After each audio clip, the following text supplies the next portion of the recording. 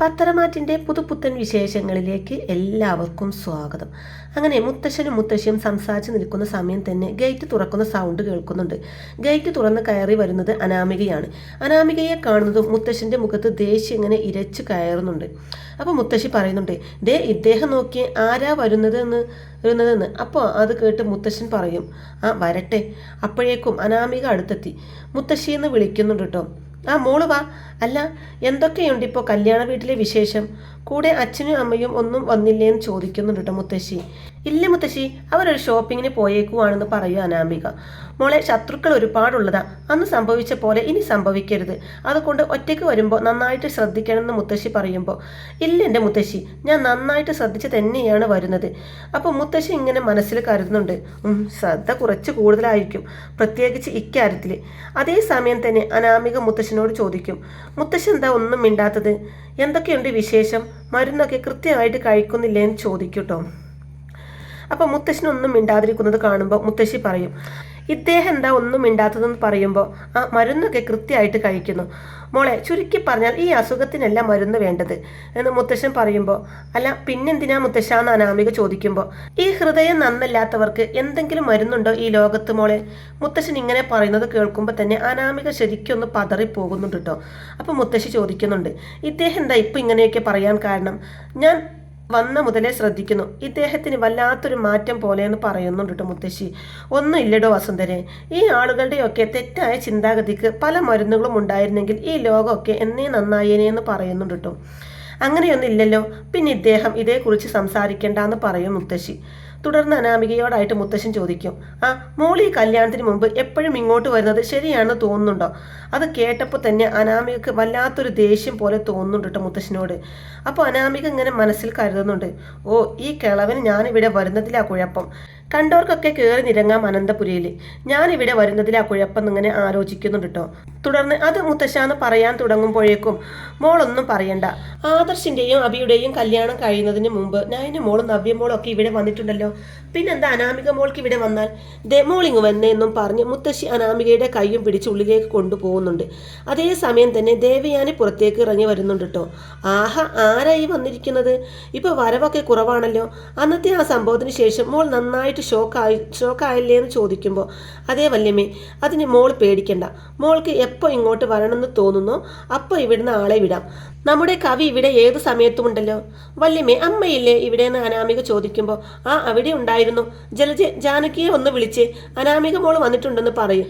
അല്ല മോളെ, എന്താ അവിടുത്തെ വിശേഷമൊക്കെ എന്ന് ചോദിക്കുമ്പോൾ, എല്ലാവർക്കും സുഖം തന്നെ, അച്ഛനും അമ്മയും ഷോപ്പിങ്ങിന് പോയതാണെന്ന് പറയും. ആ പിന്നെ ഗോൾഡ് ഒന്നും ഒരുപാട് എടുക്കണ്ട കേട്ടോ, നമ്മളിവിടെ മോൾക്ക് വേണ്ടി ഒരുപാട് സ്വർണം കരുതി വെച്ചിട്ടുണ്ട്.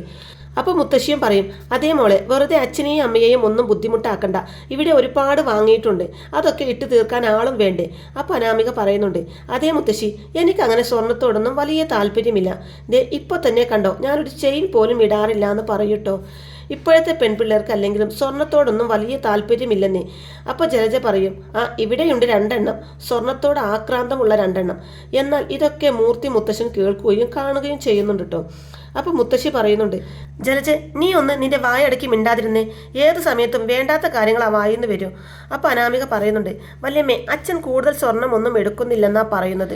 ഇട്ട് പൊതിയാൻ സ്വർണം ഉള്ളിടത്തേക്കല്ലേ കയറി ചെല്ലുന്നത്, പിന്നെന്തിനാ സ്വർണം വാങ്ങിത്തരുന്നത് എന്ന്. ആ അത് ശരിയാ. അപ്പോൾ മുത്തശ്ശൻ ഇങ്ങനെ മനസ്സിൽ കരുതുന്നുണ്ട് കേട്ടോ. കിട്ടിയ അവസരം മുതലാക്കുകയാണല്ലോ. അല്ലെങ്കിലും ഈ കടക്കാരൻ എങ്ങനെ സ്വർണം വാങ്ങിച്ച് മകളെ കെട്ടിക്കാനാ? അപ്പോൾ ദേവയാനി പറയുന്നുണ്ട്, ആ എനിക്കൊരു മരുമകളുണ്ട്, പേരിൽ മാത്രമേ അതുള്ളൂ. ഞാനൊരിക്കലും അവളെ മരുമകളാക്കി അംഗീകരിച്ചിട്ടില്ല. എത്രയൊക്കെ താഴ്ത്തി പറഞ്ഞാലും അവളുടെ ഡിസൈനൊക്കെ കൊള്ളാം. അതിൽ നിന്നും ഒരുപാട് ഡിസൈൻ മോൾക്ക് വേണ്ടി മാറ്റി വെച്ചിട്ടുണ്ട്. അപ്പോൾ അനാമിക പറയുന്നുണ്ട്, സത്യം പറയാലോ, ശരിക്കും പറഞ്ഞാൽ എനിക്ക് നയനിയുടെ ഡിസൈനോട് വലിയ താല്പര്യമൊന്നും തോന്നിയിട്ടില്ല. എന്ത് കണ്ടിട്ടാണോ എന്തോ ആളുകൾ ഇതൊക്കെ വാങ്ങുന്നത്. അപ്പോൾ അനാമിക ഇത് പറഞ്ഞപ്പോൾ ദേവിയാനിയും ജലജയും ജാനകിയും ഒക്കെ ഇങ്ങനെ പൊട്ടിച്ചിരിക്കുന്നുണ്ട് കേട്ടോ. അപ്പോൾ അതും കേട്ടുകൊണ്ടാണ് കേട്ടോ അങ്ങോട്ടേക്ക് നയന വരുന്നത്. ആഹാ, ഇതാര്, അനാമികയോ? മോളിതെപ്പോൾ വന്നു എന്ന് നയന ചോദിക്കുമ്പോൾ, ഓ ഞാനിപ്പോൾ വന്നേ ഉള്ളൂ.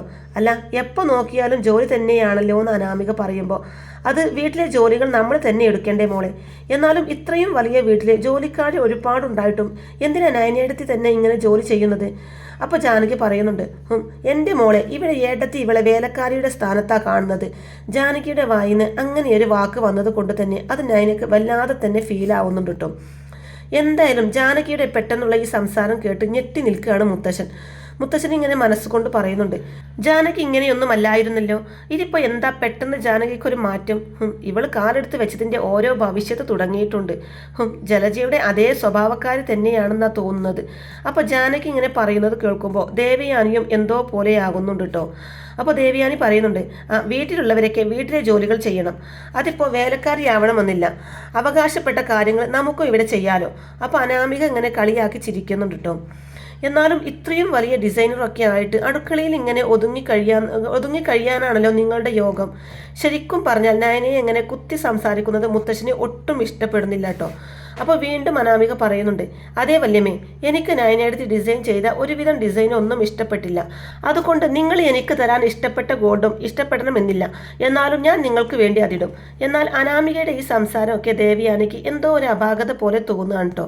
അപ്പോൾ ജാനകി പറയുന്നുണ്ട്, അയ്യോ എൻ്റെ മോൾക്ക് അത് ഇഷ്ടപ്പെട്ടില്ലെങ്കിൽ വേണ്ട, നമുക്കത് മാറ്റാം.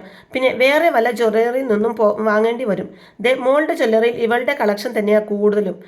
എന്നാൽ നമ്മുടെ നയനയ്ക്ക് ഇതെല്ലാം കേട്ട് ഭയങ്കര വിഷമാവുന്നുണ്ട് കേട്ടോ. നയനയ്ക്ക് നല്ല സങ്കടമാവുന്നുണ്ട്. നയനയുടെ കണ്ണൊക്കെ നിറയുന്നുണ്ട്. നയനയുടെ കണ്ണിൽ നിന്ന് അറിയാതെ ഒരു തുള്ളി കണ്ണ് നീരിറ്റു വീഴാണ് കേട്ടോ. എന്നാൽ മുത്തശ്ശന് ഇതൊക്കെ കണ്ടിട്ട് സഹിക്കുന്നില്ല. അപ്പോൾ അനാമിക പറയുന്നുണ്ട്, അമ്മേ, എനിക്ക് നന്നായിട്ട് ദാഹിക്കുന്നു. ദാഹം മാത്രമല്ല, നന്നായിട്ട് വിശക്കുന്നുണ്ട്. ഇന്ന് ഞാൻ കഴിക്കാനും കൂടിയാണ് ഇങ്ങോട്ട് വന്നത് എന്ന് പറയുമ്പോൾ അതെന്തായാലും നന്നായി. മോൾക്ക് എന്തൊക്കെയാ ഇഷ്ടം? ഇഷ്ടപ്പെട്ടതെല്ലാം ഇവിടെ ഉണ്ടാക്കാം. വല്യമ്മേ, എനിക്കൊരു സദ്യ കഴിക്കണമെന്നുണ്ട്. അപ്പോൾ അങ്ങോട്ടേക്ക് മുത്തശ്ശി വരുന്നുണ്ട് കേട്ടോ. എല്ലാവരും മോളെ ചുറ്റി വളഞ്ഞ് നിൽക്കുകയാണോ? അപ്പോൾ ദേവയാനി പറയും, അല്ല അമ്മ ഇതെവിടെ പോയി? ഏയ് ഒന്നുമില്ല. അല്ല എന്താ ഇവിടെ ചർച്ച? അനാമിക മോള് ഭക്ഷണം കഴിച്ചിട്ടേ ഇവിടുന്ന് പോകുന്നുള്ളൂ എന്ന്. ഇന്ന് സദ്യ കഴിക്കണം എന്നാണ് മോള് പറയുന്നത്. സദ്യയുടെ കാര്യം പറഞ്ഞപ്പോഴാ, നമ്മുടെ നയനമോൾ ഉണ്ടാക്കുന്ന സദ്യയുണ്ട്, അതിൻ്റെ 7 അകലത്ത് ആരുണ്ടാക്കിയാലും എത്തില്ല. അസാധ്യ രുചിയാണ് നയനമോളുടെ സദ്യക്ക്. അപ്പോൾ ജാനകി പറയുന്നുണ്ട്, എന്നാ പിന്നെ ഇവള് തന്നെ ഉണ്ടാക്കട്ടെ. നയനെ, തൽക്കാലത്തിന് മോൾക്കൊരു പൈനാപ്പിൾ ജ്യൂസ് അടിച്ചു കൊടുക്ക്. അതിനുശേഷം സദ്യക്കുള്ള ഒരുക്കങ്ങളൊക്കെ തയ്യാറാക്കിക്കോ. ഇളയമേ, സദ്യ മുഴുവനും ഒരുക്കുക എന്ന് പറഞ്ഞാൽ എന്നെ കൊണ്ട് ഒറ്റയ്ക്ക് ഇപ്പോൾ സാധിക്കില്ല, എനിക്ക് കുറച്ചുകൂടി പണിയുണ്ട്. അപ്പോൾ ദേവയാനി പറയുന്നുണ്ട്, ജാനകി, അവളിപ്പോൾ തറ തുടച്ചുകൊണ്ടിരിക്കല്ലേ, മോൾക്ക് വിശക്കുന്നുണ്ടെന്നല്ലേ പറഞ്ഞത്, നമുക്ക് നല്ലൊരു ഹോട്ടലിൽ നിന്ന് ഓർഡർ ചെയ്യിപ്പിക്കാമെന്ന് പറയുമ്പോൾ അതൊന്നും വേണ്ട, എന്തിനാ ഹോട്ടലിൽ നിന്ന് വാങ്ങി വയർ ചീത്തയാക്കുന്നത്? നയനനി ഉണ്ടാക്കില്ലേ? അപ്പോൾ മുത്തശ്ശി പറയുന്നുണ്ട്, എന്താ ജലജ നീ ഇങ്ങനെ പറയുന്നത്? മോളിപ്പോൾ ഒരു പണി എടുക്കുന്നത് കണ്ടില്ലേ? അല്ലെങ്കിൽ പിന്നെ മോളെ സഹായിക്കാൻ നിങ്ങളൊക്കെ ചെല്ല്, അപ്പോൾ പിന്നെ സദ്യ പെട്ടെന്ന് ആയിക്കോളും. വീണ്ടും ജാനകി പറയുന്നുണ്ട്, അത് പറ്റില്ല. നയനെ, മോള് പോകുന്നതിന് മുമ്പ് പെട്ടെന്ന് സദ്യ തയ്യാറാക്കാൻ നോക്കണം. ശരിയളാമേ, എന്തൊക്കെ പറഞ്ഞാലും ജാനകിയുടെ ഈ മാറ്റം ശരിക്കും ഫീൽ ചെയ്യുന്നുണ്ട് കേട്ടോ ദേവയാനിക്ക്. കാരണം ഇത്രയും കാലം മരുമക്കളെ തള്ളി പറഞ്ഞാലും അവരുടെ കൂടെ നിൽക്കാൻ ആരെങ്കിലും ഒരാൾ ഉണ്ടാകുമായിരുന്നു. ആ സ്ഥാനത്ത് നിന്നിരുന്ന ജാനകിക്ക് ഒരു മരുമകൾ വന്നതോടെ ആ ഒരു സ്വഭാവത്തിലൊക്കെ വ്യത്യാസം വന്നു. ഇത് ദേവയാനിയെ